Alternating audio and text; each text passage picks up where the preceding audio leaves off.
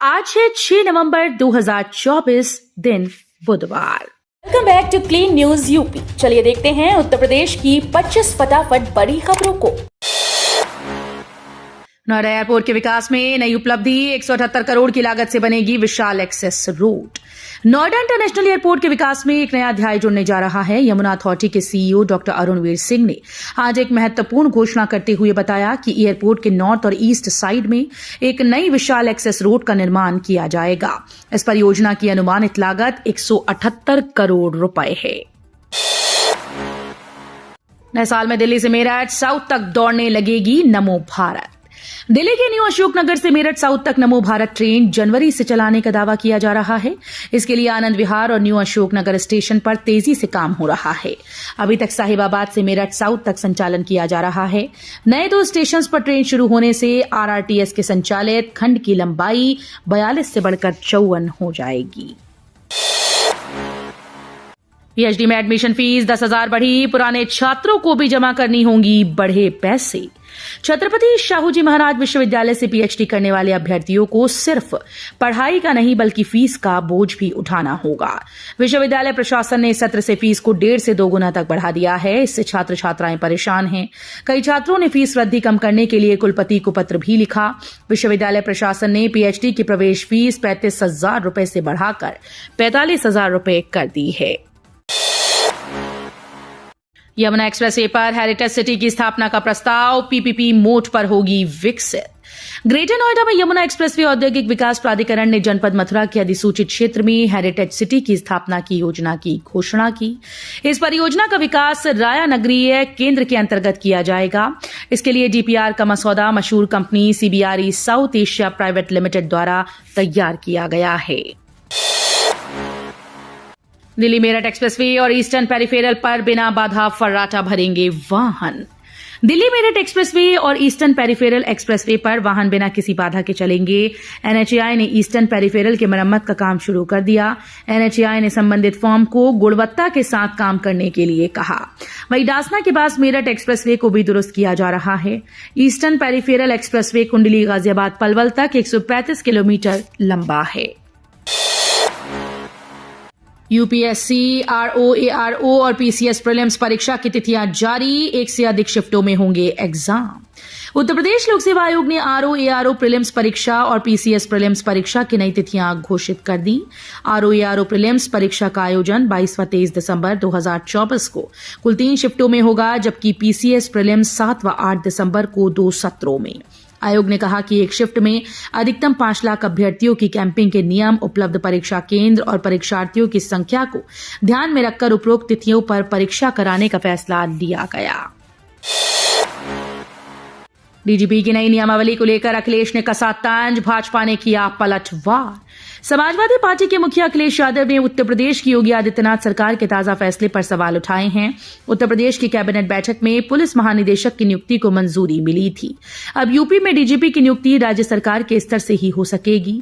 मुख्यमंत्री योगी आदित्यनाथ की अध्यक्षता में कैबिनेट ने इस बाबत पुलिस महानिदेशक, उत्तर प्रदेश चयन और नियुक्त नियमावली 2024 को मंजूरी प्रदान की। देवोत्थान पर अलीगढ़ जिले में 1100 से अधिक होंगी शादियां। दिवाली के बाद अब बाजार सहालक के लिए तैयार है। 12 नवंबर को देवोत्थान एकादशी के साथ जिले में शहनाई गूंजने लगेंगी। जानकारों के मुताबिक देवोत्थान पर जिले में 1100 से अधिक शादियां होंगी। इसके लिए बाजार तैयार हैं। बैंक्वेट हॉल, टेंट, बैंड बाजा और घोड़ा बग्गी वालों की लोगों ने एडवांस बुकिंग करा दी। इस बार दूल्हे राजा विक्टोरिया और बाहुबली बग्गी पर सवार होकर निकलेंगे। बैंड बाजे के कलाकार रोजाना रिहर्सल कर रही हैं। अखिलेश यादव के गढ़ में उपचुनाव का बहिष्कार करेंगे करहल के वोटर।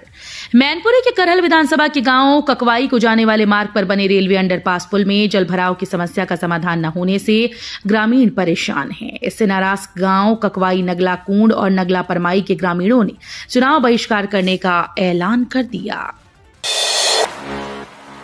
बरेली पुलिस की टीम ने घुड़सवारी प्रतियोगिता में किया कमाल, 4 स्वर्ण समेत 11 पदक जीते। मुरादाबाद स्थित doctor Bhimrao Ambedkar police academy में 24 से 27 अक्टूबर तक आयोजित 26वीं वार्षिक उत्तर प्रदेश पुलिस घुड़सवारी प्रतियोगिता में बरेली पुलिस की टीम ने 11 पदक जीतकर नाम रोशन किया। इसमें HCPM हिमांशु कुमार ने इंडियन फाइल व टेंट पेगिंग में 1 ड्रेसाज व टीम टेंट पेगिंग में 2 रजत पदक जीते। MI बिल्डर्स के दस्तावेजों की जांच शुरू, रडार पर पूर्व IAS राकेश बहादुर। रियल एस्टेट कारोबारी MI बिल्डर्स के ठिकानों पर छापे में मिले संदिग्ध दस्तावेजों की आयकर विभाग ने जांच शुरू कर दी। आयकर विभाग की जांच इकाई के अधिकारी पहले बेनामी संपत्तियों के दस्तावेजों को खंगाल रहे हैं ताकि उन्हें खरीदने वालों को नोटिस देकर तलब किया जा सके। सूत्रों की माने तो MI बिल्डर्स के संचालक मोहम्मद कादिर अली व उनका बेटा और पूर्व IAS राकेश बहादुर आयकर विभाग के रडार पर हैं। रामलला को लगने लगी सर्दी, गर्म पानी से स्नान हुआ शुरू, भोग में रबड़ी और पोहे के साथ मेवे भी। मौसम में अब बदलाव शुरू हो गया है। मंगलवार को अधिकतम तापमान 31 डिग्री व न्यूनतम 18 डिग्री सेल्सियस दर्ज किया गया। सुबह के समय कोहरा भी छाने लगा, सिहरन होने लगी, रात के समय ठंड का एहसास होने लगा। ऐसे में रामलला को भी ठंड लगने लगी है, इसलिए रामलला को गर्म पानी से स्नान कराया जा रहा है। उनके राग भोग में भी बदलाव कर दिया गया है। यूपी के कई जिलों की आबोहवा जहरीली, गाजियाबाद नोएडा येलो जोन में। यूपी के अधिकतर शहरों की आबोहवा दिवाली के बाद से खराब हो गई। ज्यादातर पश्चिमी यूपी की हवा घातक है। गाजियाबाद, पीलीभीत, मेरठ, हापुड़, बुलंदशहर समेत कई जिले येलो जोन में हैं। इन शहरों में खुली हवा में सांस लेना गंभीर बीमारियों से पीड़ित मरीजों के लिए घातक हो सकता है।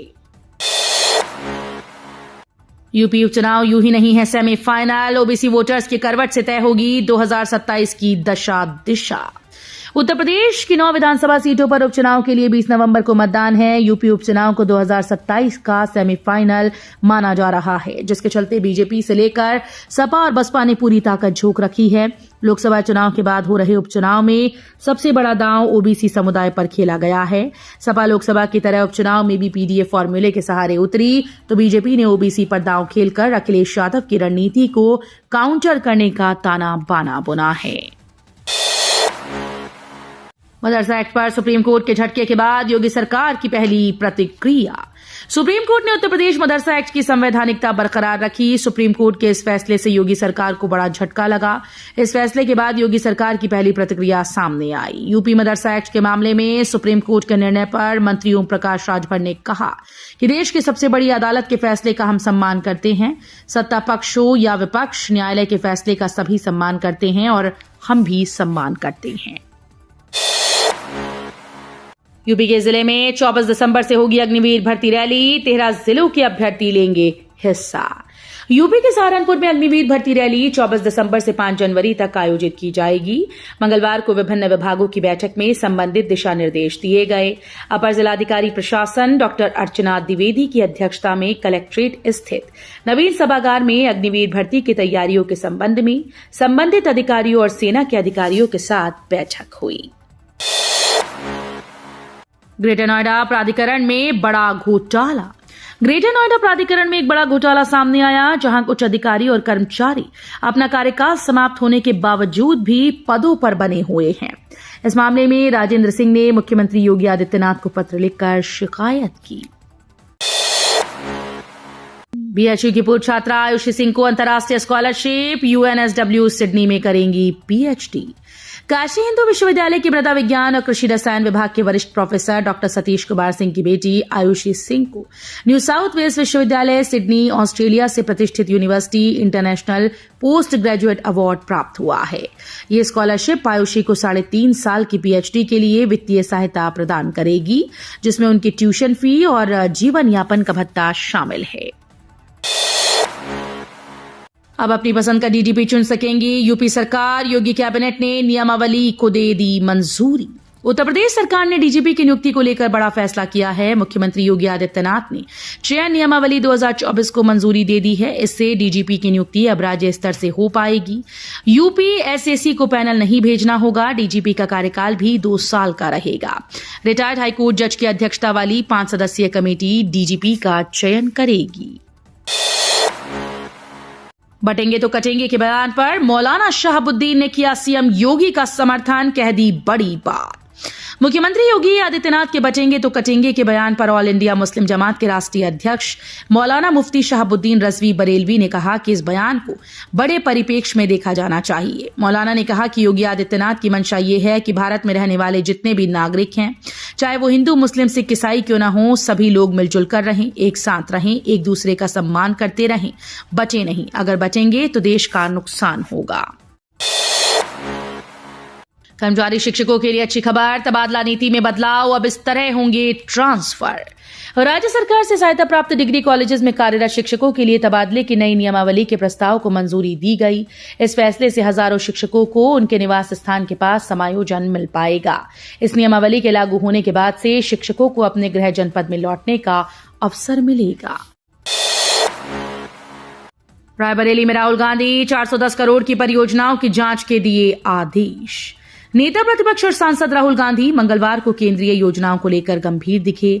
उन्होंने बचत भवन में जिला विकास समन्वय एवं अनुश्रवण समिति की बैठक में डीएम को जल जीवन मिशन की पूरी हो चुकी करीब 410 करोड़ की 182 परियोजनाओं की गुणवत्ता की जांच के आदेश दिए। कहा कि जांच कमेटी में विधायकों को भी शामिल किया जाए। राहुल ने उज्ज्वला योजना के लाभार्थियों को गैस रिफिलिंग के संबंध में पूरी रिपोर्ट तलब की। साथ ही मनरेगा में श्रमिकों व कर्मियों को भुगतान के संबंध में पूरी सूची उपलब्ध कराने के आदेश दिए। बसेगा नया नोएडा, सिगांव के लोगों की होगी बल्ले बल्ले। दादरी नोएडा गाजियाबाद विशेष निवेश क्षेत्र के रूप में विकसित होने वाले नया नोएडा के संबंध में प्राधिकरण के मुख्य कार्यपालक अधिकारी डॉक्टर लोकेश एम की अध्यक्षता में बैठक हुई। उन्होंने संबंधित अधिकारियों से कहा कि नए विकसित होने वाले शहर में जनसामान्य को इस तथ्य से अवगत कराया जाए कि कैबिनेट से 18 अक्टूबर को DNGIR का मास्टर प्लान 2041 स्वीकृत कर दिया गया है। चीन ने दुनिया के सामने पेश किया नया दृश्य फाइटर जेट J-35A, पाकिस्तान भी खरीद रहा। अमेरिका और भारत के साथ चल रहे तनाव के बीच चीन की सेना पीपल्स लिबरेशन आर्मी एयरफोर्स ने देश के झुहाई एयर शो में अपनी 5वीं पीढ़ी के नए फाइटर जेट J-35A को दुनिया के सामने पेश किया है। इसे अमेरिका के F-35 का जवाब कहा जा रहा है। चीन की सेना का दावा है कि ये फाइटर जेट स्टील तकनीक से लैस है और रडार की पकड़ में नहीं आता। नोएडा इंटरनेशनल एयरपोर्ट पर 1 महीने तक उड़ेंगे जहाज। नोएडा इंटरनेशनल एयरपोर्ट की शुरुआत अब अंतिम चरण में पहुंच गई है। यमुना प्राधिकरण के मुख्य कार्यकारी अधिकारी डॉक्टर अरुणवीर सिंह ने आज एक महत्वपूर्ण बैठक में बताया कि एयरपोर्ट के लिए कैलिब्रेशन फ्लाइट्स का अप्रूवल नागरिक उड्डयन महानिदेशालय से प्राप्त हो चुका है। डॉक्टर अरुणवीर सिंह ने बताया कि अगले 1 महीने तक अकासा इंडिगो एयरपोर्ट अथॉरिटी की फ्लाइट्स एयरपोर्ट पर परीक्षण उड़ानें भरेंगी। तो ये थी आज की 25 फटाफट बड़ी खबरें। अगर आपको न्यूज पसंद आई हो तो वीडियो को लाइक और शेयर जरूर करें। धन्यवाद।